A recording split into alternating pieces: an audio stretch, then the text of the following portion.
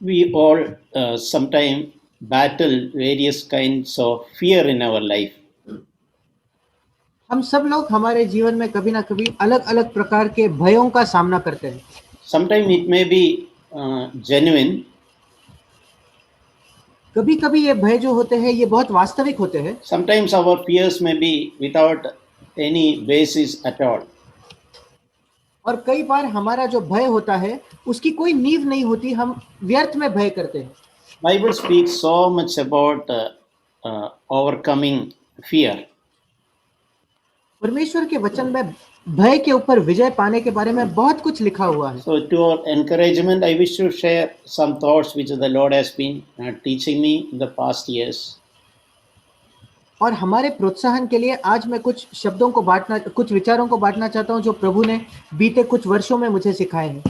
There is an incident written in 2 Chronicles chapter 20. दूसरा इतिहास इसके अध्याय 20 में एक घटना लिखी है। Here we read about a Israeli king called Jehoshaphat. और यहाँ हम यहोशापात नाम के एक इस्राएल के राजा के विषय में पढ़ते हैं। One day he heard the news that 4 or 5 of his enemies together they were coming to attack him. एक बार उसने ये समाचार सुना कि उसके 4 या 5 शत्रु एक साथ मिलकर उस पर आक्रमण करने के लिए, चढ़ाई करने के लिए आ रहे थे। He got the word that a great multitude is coming against his country.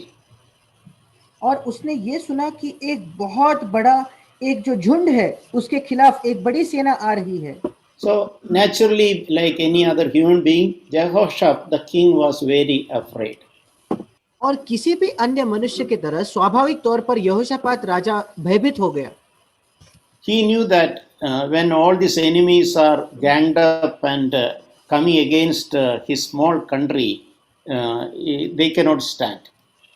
वो जानता था कि जब ये सारे राष्ट्र एक साथ मिलकर उसके राज्य पर चढ़ाई करेंगे तो वे उनके सामने टिक नहीं सकते। As compared to the surrounding nation, Israel was a tiny country. Israel के आस पड़ोस के जो राष्ट्र थे उसके तुलना में इसराइल बहुत छोटा राष्ट्र था। But King Jehoshaphat did one thing. पर यहोशापात राजा ने एक बात की। He turned his attention to seek the Lord. वो यहोवा की खोज में लग गया, उसने अपना ध्यान यहोवा की खोज में लगाया। So when he was facing that difficult situation, this is what he did. और जब वो उस कठिन परिस्थिति का सामना कर रहा था तो उसने ये किया।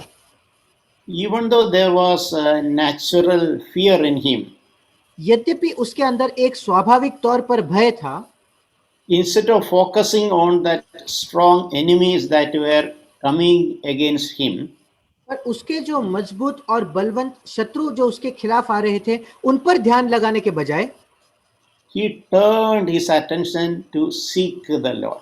उसने अपना ध्यान अलग से परमेश्वर की खोज करने में लगाया। It is mentioned that the Jewish people also, along with him, they sought the Lord. और उसके आगे ये भी लिखा है कि यहूदा के जो निवासी थे, यहूदा नगर के सब लोग यहोवा की खोज में लग गए। So that teaches us a lesson. When we are afraid, when we are concerned, whether genuine or not genuine, what we should do. और ये हमें एक पाठ पढ़ाता है, जब हम किसी भय का सामना करते हैं, शायद वो एक वास्तविक चीज की वजह से भय हो या अवास्तविक हो, पर जब हम भय का सामना करते हैं तो हमें क्या करना चाहिए। God wants us to do exactly what King Jehoshaphat did. परमेश्वर यही चाहता है कि हम भी वही करें जो यहोशापात राजा ने किया। Turn and seek the face of the Lord. हम मुड़कर यहोवा के खोजी बने। And then he in that process he started praying to the Lord. और इस प्रक्रिया में वो परमेश्वर से प्रार्थना करने लगा। And he reminded the Lord, whenever we cry to you in our distress, we know that you will hear us and you will deliver us. और वो कहता है कि जब कभी हम तेरी ओर पुकार लगाते हैं प्रभु, तू हमारी दुआ सुनता है और हमारा छुटकारा करता है। So he had that confidence in the Lord. और उसमें प्रभु के ऊपर ये भरोसा था। whatever may be the strength of the enemies, but in our distress, when we turn to the Lord, God will answer our prayer and He will deliver us. शत्रु की सामर्थ कितनी भी ज्यादा क्यों ना हो, जब हम अपने कठिन परिस्थिति में प्रभु की ओर मुड़ते हैं तो प्रभु उसकी सामर्थ में हमें छुड़ाएगा। And He also acknowledged one thing: और उसने एक और बात मान ली, these enemies are coming to dislodge us from the place where God has placed us. ये जो शत्रु है ये हमें उस देश से हटाने के लिए आ रहे हैं जिस देश में परमेश्वर ने हमें स्थापित किया है। Now, Jesus told the devil comes to steal, to kill, and to destroy. और यीशु मसीह ने कहा शैतान चोर आता है चोरी करने के लिए, नाश करने के लिए और घात करने के लिए। So, enemy's intention is very clear. और शत्रु के जो इरादे हैं वो बिल्कुल साफ है। It is to dislodge us from the position God has kept us. जहां परमेश्वर ने हमें स्थापित किया है, हमारे लिए जो परमेश्वर ने रखा है उससे वो हमें बाहर करना चाहता है। And He will try everything possible to steal to rob the peace God has given to us. और शैतान से जो संभव है वो सब कुछ करेगा ये करने के लिए ताकि हमारी शांति चुराने के लिए, जो शांति प्रभु ने हमें दी है। So there are a beautiful expressions which is coming out of Jehoshaphat's heart in the process of his prayer. और जब यहोशापात राजा ये प्रार्थना करता है तो बहुत ही सुंदर कुछ शब्दों को वो उच्चारण करता है। That is in 2 Chronicles 20 verse 12. और वो है दूसरा इतिहास उसका अध्याय 20 और उसका वचन 12। He is saying that we are powerless before this great multitude who are coming against us. और वो राजा कहता है ये जो बड़ी भीड़ हम पर चढ़ाई कर रही है उसके सामने हमारा तो बस नहीं चलता। That was the truth. और ये सत्य था। There was no need to underestimate the power of the enemy. शत्रु का जो सामर्थ है उसको कम सोचने की कोई इनको जरूरत नहीं थी। And he also said, we do not know what to do. और उसने आगे ये भी कहा कि हमें कुछ सूझता नहीं कि क्या करना चाहिए। When I read and meditated this verse, very often it comes to my mind many situations I was. और जब मैंने इस वचन को पढ़कर मनन किया तो मुझे काफी ऐसे घटनाएं याद आती है जब मैं भी बिल्कुल ऐसे ही परिस्थिति में था। Many difficult situations, we just do not know what to do. ऐसे कई कठिन परिस्थितियां होती है जब हम बिल्कुल भी नहीं जानते कि हमें क्या करना है। We don't know whether to turn left or turn right. हम नहीं समझ पाते कि हम बाई तरफ मुड़े या दाई तरफ मुड़े। We do not know how to face the situation. जो परिस्थिति हमारे सामने आई है उसका हम कैसे सामना करें हम नहीं समझ पाते। And Jehoshaphat was in such a situation. He just don't know how to deal with this problem. और यहोशापात बिल्कुल ऐसे ही परिस्थिति में था और वो नहीं जानता था कि उसकी समस्या से वो खुद कैसे निपटे। But he said something. पर उसने कुछ कहा। But our eyes are on you. और उसी वचन में वो कहता है परंतु हमारी आंखें तेरी ओर लगी है। So this is something which we should remind ourselves.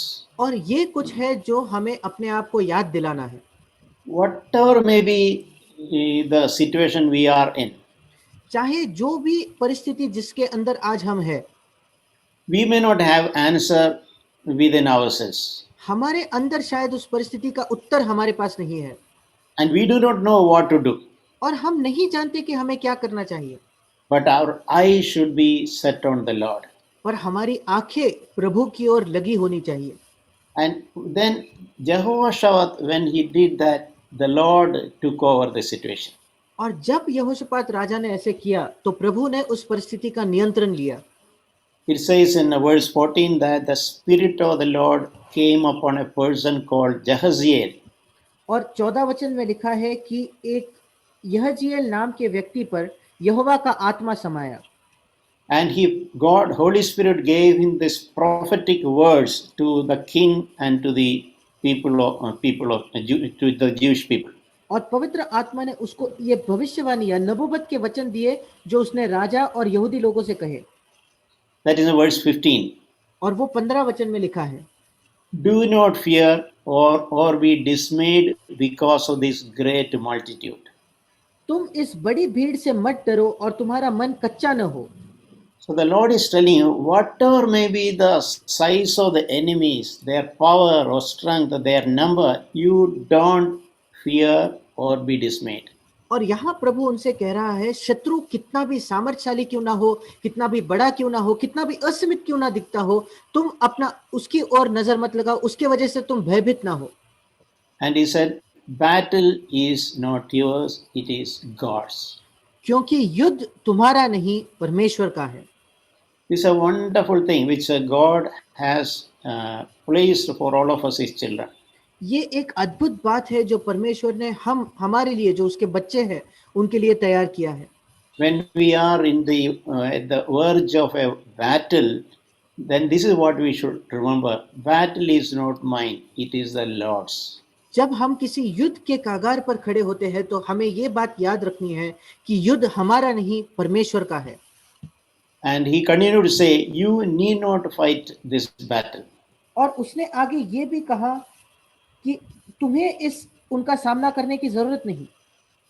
Again in end of 17, he said, do not fear or be dismayed. Tomorrow go out and face them. The Lord is with you. और 17 वचन में आखिरी में फिर एक बार प्रभु कहता है, मत डरो और तुम्हारा मन कच्चा न हो, कल उनका सामना करने को चलना और यहोवा तुम्हारे साथ रहेगा। Now this is an example, a literal example how God deals with the situation when we are afraid. और ये एक उदाहरण है, एक वास्तविक उदाहरण है कि प्रभु हमारे परिस्थितियों से कैसे निपटता है जब हम भयभीत होते हैं। He wanted to remind that the battle is not ours, it belongs to the Lord. परमेश्वर हमें ये याद दिलाना चाहता है कि युद्ध हमारा नहीं बल्कि परमेश्वर का है। And we need not fight this battle. और हमें उस युद्ध में उतरकर लड़ने की जरूरत नहीं। And the Lord takes over our battle. और प्रभु खुद हमारे युद्ध का नियंत्रण लेता है। So the way how God handled that situation, when next day when all these enemies came close to their country, और उस दिन जिस प्रकार प्रभु ने इस युद्ध में नियंत्रण किया वो ये था कि अगले दिन जब ये सारे शत्रु इनके ऊपर चढ़ाई करके आए, the Lord sent a confusion and these enemies fought among themselves instead of fighting against Israel. और प्रभु ने उनके बीच में, वो जो उनके सामने आने वाली सेना थी, उनके बीच में ऐसी गड़बड़ उत्पन्न की कि वो खुद के साथ ही लड़ पड़े। Then these children of Israel just thanked and praised God for his loving kindness, and they could collect all the spoils that was left behind by the enemies after they fought among themselves. और इस्राएल के जो लोग थे उन्हें बस परमेश्वर की गाकर उन्होंने स्तुति करी, और जब ये लोग लड़कर उन्होंने अपने आप को ही उनकी सेना ने खत्म कर दिया था, उसके बाद इस्राएल के जो लोग थे उन्होंने जाकर उनकी पूरी लूट वो ले आए। There is another incident in the New Testament, Mark chapter 6. नए नियम में भी एक घटना है, मरकुस उसका 6वां अध्याय। When the Lord Jesus sent his disciples in a boat. जब प्रभु यीशु ने अपने शिष्यों को एक नाव में आगे भेजा, He himself did not go in the boat. वो खुद उनके साथ उस नाव में नहीं गया। That's in Mark chapter 6, 47 onwards. और ये लिखा है मरकुस रचित सुसमाचार उसका 6वां अध्याय 47 वचन से आगे। And the boat was in the middle of the sea. वो जो नाव थी वो झील के बिल्कुल बीच में थी। And verse 40 is saying that the Lord saw them straining at the oars. और 48 वचन में लिखा है, जब उसने देखा कि वे खेते खेते घबरा गए हैं। Because it is written the wind was against them. क्योंकि लिखा है कि हवा उनके विरुद्ध थी। The circumstances were against them. परिस्थितियां उनके विपरीत थी। And they were straining at the oars. और वो खेते खेते खाकर बहुत थक चुके थे। Very often I imagine my own situation sometime like this.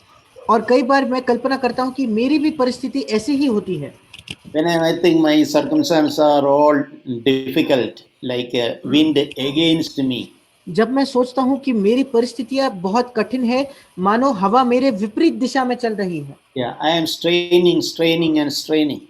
और मैं कोशिश कर रहा हूँ, संघर्ष कर रहा हूँ। And it's mentioned there the Lord started walking on the sea and approached them. और आगे लिखा है कि प्रभु उस पानी पर, झील पर देखकर चलने लगा और उनके पास आने लगा। But when the disciples saw Jesus, they imagined it is a ghost is approaching them. पर जब शिष्यों ने उसे देखा तो वे डर गए और उनको लगा कि एक भूत है। And when they saw him, they were really terrified. और जब वे उसको देख रहे थे वे बहुत ज्यादा घबरा चुके थे। And then the Lord spoke to them and said, "Take courage, it is I, do not be afraid."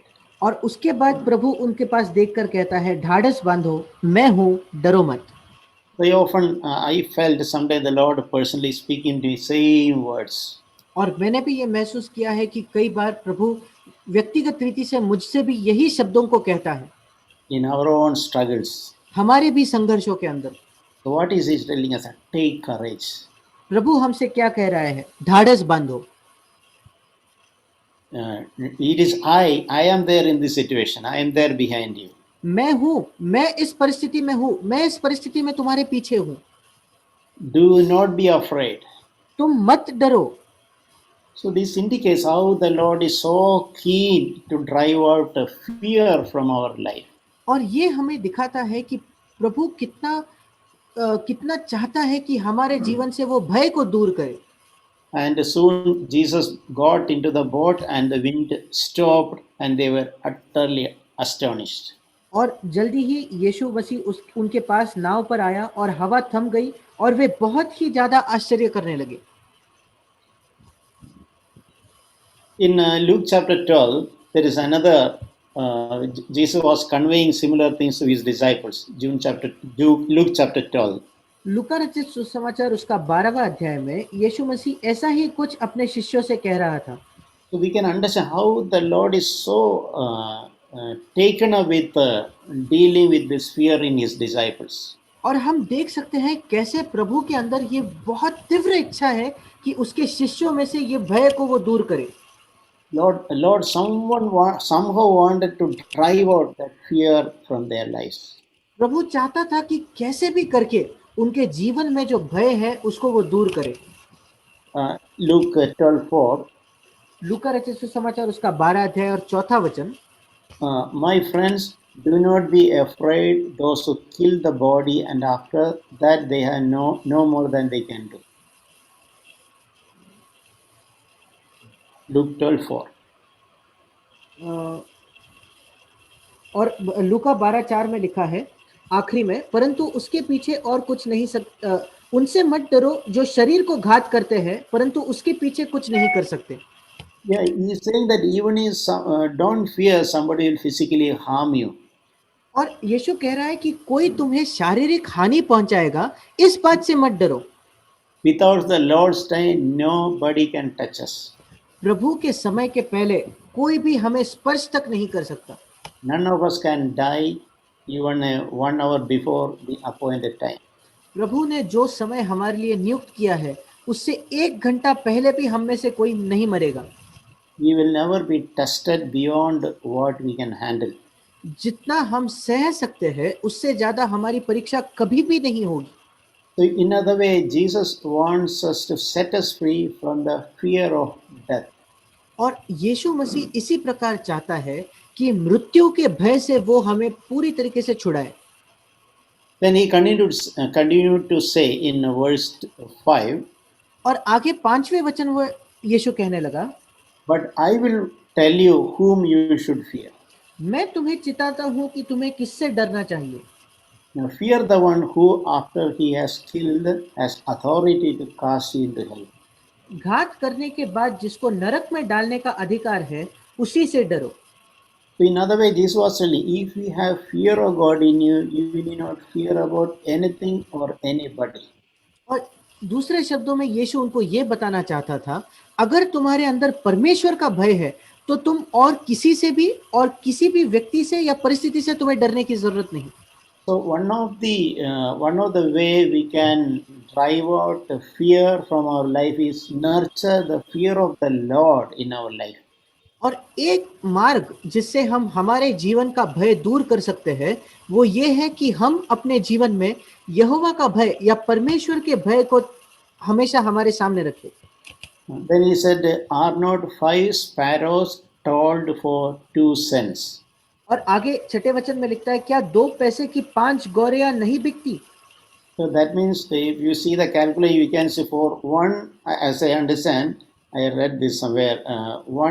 One cent they sell 2 sparrows. That means 2 cents, 4 sparrows. और मैं जैसे इसको समझता हूँ, मैंने कहीं पढ़ा था कि 1 पैसे के 2 चिड़िया मिलती थी और इसलिए 2 पैसे की वास्तविकता में 4 चिड़िया मिलनी चाहिए थी। Yeah. So normally when people buy 4 sparrows, they give a fifth sparrow free. और आम तौर पर जब लोग 4 चिड़िया खरीदते थे तो एक 5वीं चिड़िया उनको मुफ्त दी जाती थी। That means hardly any value for that fifth sparrow. It is free. इसका मतलब वो जो 5वीं चिड़िया है उसका कोई मूल्य नहीं है, वो बिल्कुल मुफ्त दी गई है। And then the Lord is yet not one of them is not forgotten before God. और उसके आगे लिखा है, तो भी परमेश्वर उनमें से एक को भी नहीं भूलता। Meaning even that tiny sparrow which was given free means also God is not forgetting that. इसका मतलब जो 5वीं चिड़िया थी जो बहुत छोटी थी जिसको मुफ्त में बेचा गया उसको भी परमेश्वर नहीं भूलता। And he said, "You are more valuable than many sparrows." और आगे लिखा है कि 7वें वचन में, तुम कई चिड़ियों से बढ़कर हो, ज्यादा मूल्यवान हो। And Jesus said, "Your very hairs of your head are numbered." और 7वें वचन में ये भी लिखा है, तुम्हारे सिर के सब बाल भी गिने हुए हैं। In our body, we know this hair is something which has no value. We go to a barber shop and trim it, and we get a haircut because we don't value the hair. और हम जानते हैं कि हमारे शरीर में जो बाल है, हम बालों को ज्यादा मूल्य नहीं देते क्योंकि हम एक नाई के पास जाकर अपने बाल ऐसे ही कटवा लेते हैं, कम करते हैं, क्योंकि हम उसको इतना मूल्य नहीं देते। So the Lord is saying, every one of them are numbered. पर प्रभु कहता है, तुम्हारे सिर का हर एक बाल मैंने गिना हुआ है। So do not fear at all about anything. और इसलिए किसी भी बात के लिए डरना नहीं। So when we know the Lord as our Father, that is one way we can a fear about other things will be dispelled from our life. और इसलिए जब हम परमेश्वर को अपना पिता इस तौर पर जानते हैं तब बाकी चीजों के का जो भय है हमारे जीवन से धीरे धीरे दूर हो जाएगा। In Romans 8:15 there is a verse which we read. Romeo 8:15 में एक वचन हम पढ़ते हैं, You have not received a spirit of slavery leading to fear again. क्योंकि तुमको दासत्व की आत्मा नहीं मिली कि फिर भयभीत हो, But you have received the spirit of adoption as sons, by which we cry out, Abba, Father. परंतु ले पालकपन की आत्मा मिली है जिससे हम हे अब्बा, हे पिता कहकर पुकारते हैं। So God has not given us a spirit of slavery that will lead to fear. और परमेश्वर हमें एक दासत्व की आत्मा नहीं देता जो हमें फिर से भयभीत होने पर मजबूर करे। Instead, He has given the spirit of sonship.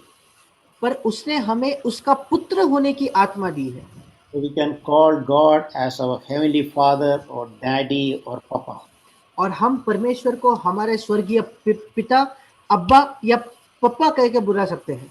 So just like a young boy, a child will have a security in the presence of his father. That is the kind of assurance God wants to give to us. जिस प्रकार एक छोटा बच्चा उसके पिता के उपस्थिति में सुरक्षित महसूस करता है, इसी प्रकार का एक आश्वस्त अवस्था परमेश्वर हमें देना चाहता है। I just want to share one verse which has tremendously helped me and to drive out fear from my life. मैं आपसे एक वचन को बांटना चाहता हूं जिसने मेरी बहुत ज्यादा सहायता की कि मैं अपने जीवन से भय को दूर कर सकूं। From childhood, I was a very timid and a very fearful person. बचपन से मैं बहुत ही डरपोक और भयभीत रहने वाला व्यक्ति था। And when I was I very often felt this fear that is naturally part of my life. It was like sometimes like paralyzing me. और कई बार मैं ये सोचता था कि जो भय आम तौर पर स्वाभाविक तौर पर मेरे अंदर हर समय होता था, वो मेरे जीवन में मानो एक लकवा के समान, लकवाग्रस्त व्यक्ति के समान मुझे बनाता था। So once fear captures, I become numb and like a paralyzed. I will not do anything. जब मुझे एक बार भय पकड़ लेता है, एक बार मैं भयभीत हो जाता था, तो बिल्कुल एक लकवा मारे हुए व्यक्ति के समान मैं हो जाता था, मैं कुछ भी नहीं कर सकता था। When I was born again, when I accepted the Lord Jesus Christ, this desire is a desire I had. I want to get rid of this fear. जब मैंने नया जन्म पाया, जब मैं यीशु का शिष्य बना, तब मेरे अंदर ये इच्छा आई कि मैं इस भय से मुक्त होना चाहता हूँ। Second Timothy chapter 1 verse 7. और दूसरा तिमोथी उसका पहला अध्याय और 7वां वचन। So when I read in my personal reading this verse one day, मैंने एक दिन अपना व्यक्तिगत जो बाइबल पढ़ने का समय था, उसमें इस वचन को पढ़ा। it reads that God has not given us the spirit of fear, but of power and of love and of discipline. यहाँ लिखा है, क्योंकि परमेश्वर ने हमें भय की नहीं, पर सामर्थ और प्रेम और संयम की आत्मा दी है। So when I read this, what I understood, it occurred to me that this Bible verse says that God has not given me the spirit of fear. और जब मैंने इस वचन को पढ़ा, तो मैंने उससे इस बात को समझा कि परमेश्वर ने मुझे एक भय की आत्मा नहीं दी है। So I understood this is not given by God, और मैं समझ गया कि ये परमेश्वर ने नहीं दी है मुझे, and this is not from God. और ये परमेश्वर की ओर से भी नहीं है। So then it is from the devil, and I want to get rid of it. अगर ऐसा है तो फिर वो शैतान की तरफ से है और मुझे उससे मुक्त होना है। And that verse also says that God has given me the spirit of power and of love and of sound mind. और इसी वचन में ये भी लिखा है कि परमेश्वर ने मुझे सामर्थ और प्रेम और संयम की आत्मा दी है। So I really started praying, Lord, this is your word promises. And I used to declare this verse and I started praying. और मैं सचमुच प्रार्थना करने लगा कि प्रभु, तेरे वचन में ये मुझे वायदा दिया गया है, और मैं इस वचन का दावा करके प्रार्थना करना शुरू किया। And I could see the Lord setting me free. और मैं देखने लगा कि परमेश्वर कैसे मुझे छुड़ाने लगा, छुटकारा देने लगा। I remember one servant of the Lord named Wigglesworth. और मुझे याद है कि एक परमेश्वर का सेवक था जिसका नाम था Wigglesworth. I forgot his first name. He was a very godly person. और वो एक बहुत ही ईश्वर भक्ति वाला व्यक्ति था। So when one day he was sleeping, एक बार जब वो सो रहा था, so he felt like his cot was shaking.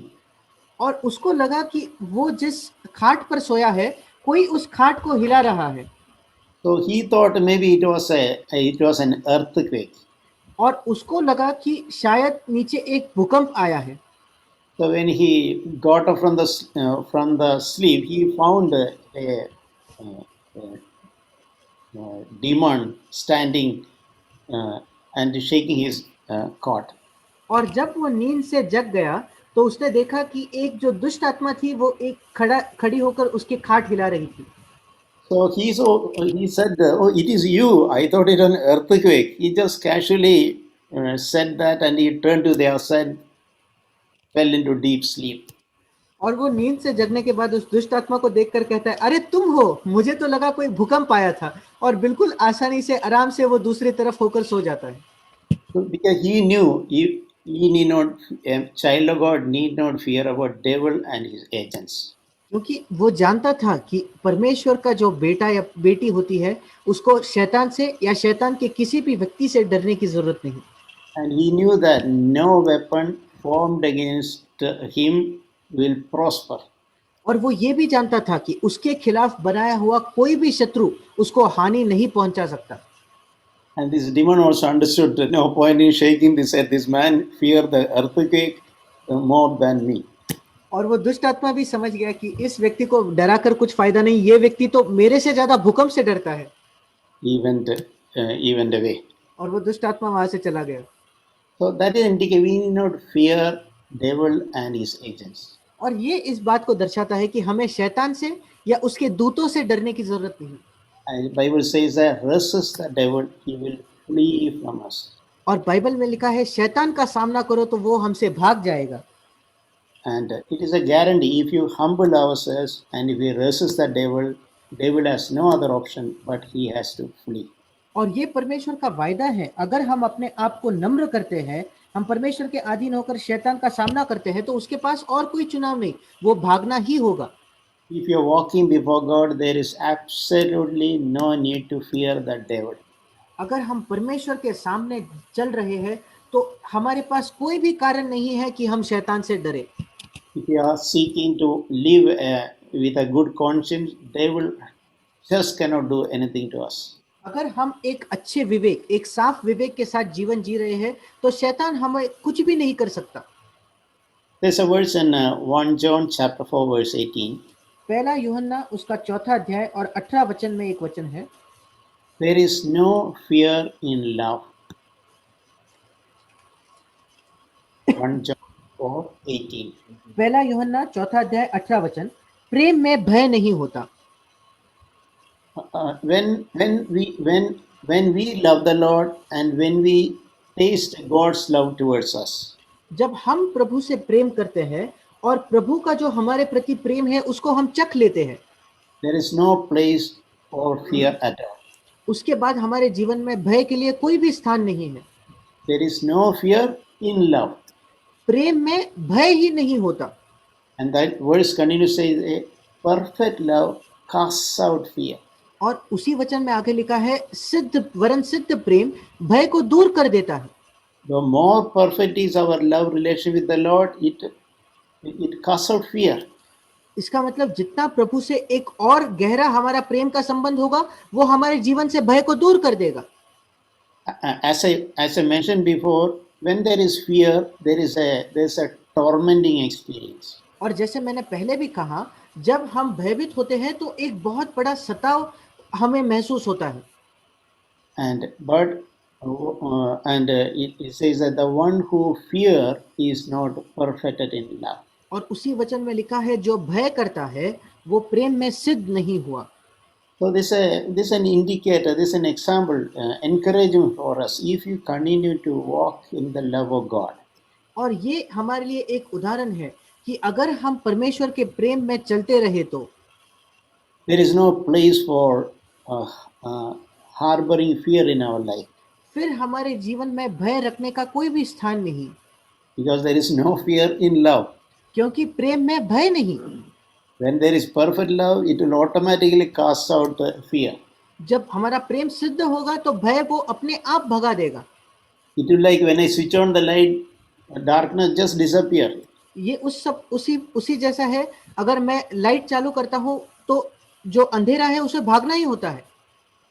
I want to read one or two verses how David in his life dealt with the fear. मैं कुछ वचन पढ़ना चाहता हूँ, कैसे दाऊद ने अपने जीवन में भय का सामना किया। One is in Psalms 27. एक है भजन उसके 27 अध्याय में verse 1. उसका पहला वचन, He said, the Lord is my light and my salvation. Whom shall I fear?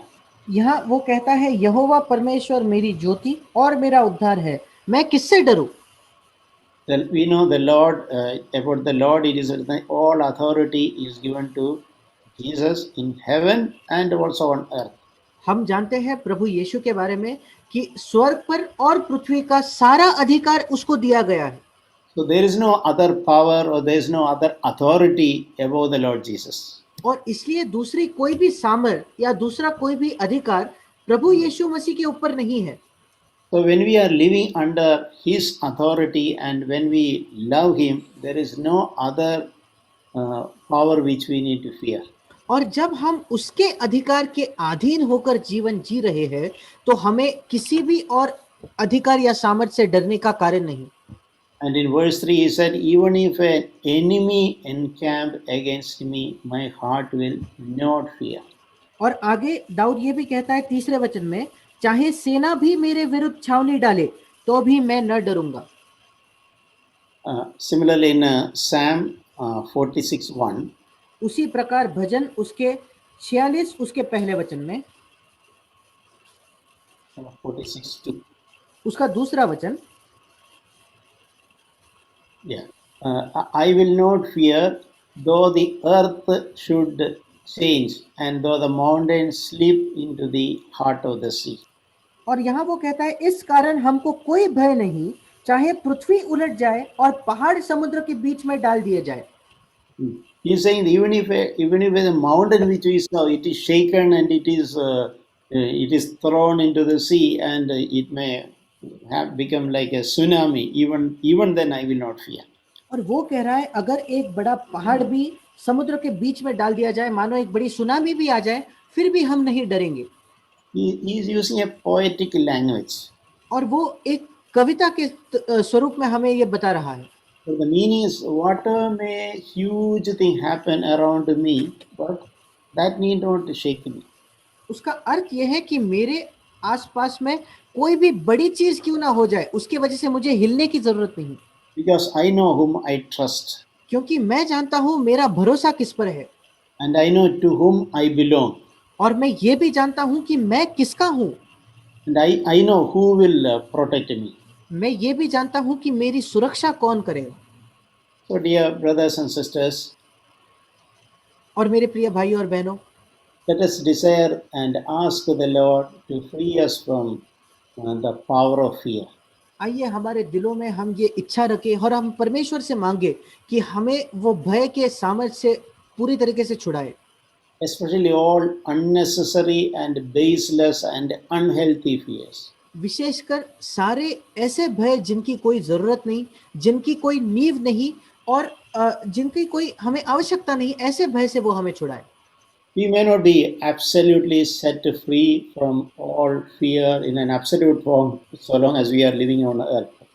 जब तक हम इस पृथ्वी पर जीवित है, हर भय से पूरी तरीके से 100% शायद हम भय से छुटकारा नहीं पाएंगे, But just like in Jehoshaphat, whenever we face situation to fear, we should know what to do.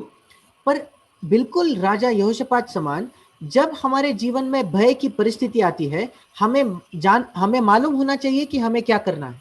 We should turn to the Lord and we should seek His face. हमें प्रभु की ओर मुड़ना है और हमें प्रभु की खोज करनी है। And all the stress that is trying to come upon us due to that frightening situation, we should pass on to the Lord. और जो भी सताव, जो भी तकलीफ उस डरावनी परिस्थिति की वजह से हम पर आ रही है, हमें उस सारे बोझ को प्रभु को दे देना है। The Bible says that cast all your burden upon Him because He cares for you. क्योंकि बाइबल ये भी बताती है कि अपने सारे बोझ उस पर डालो क्योंकि वो तुम्हारी चिंता करता है। Amen. आमीन।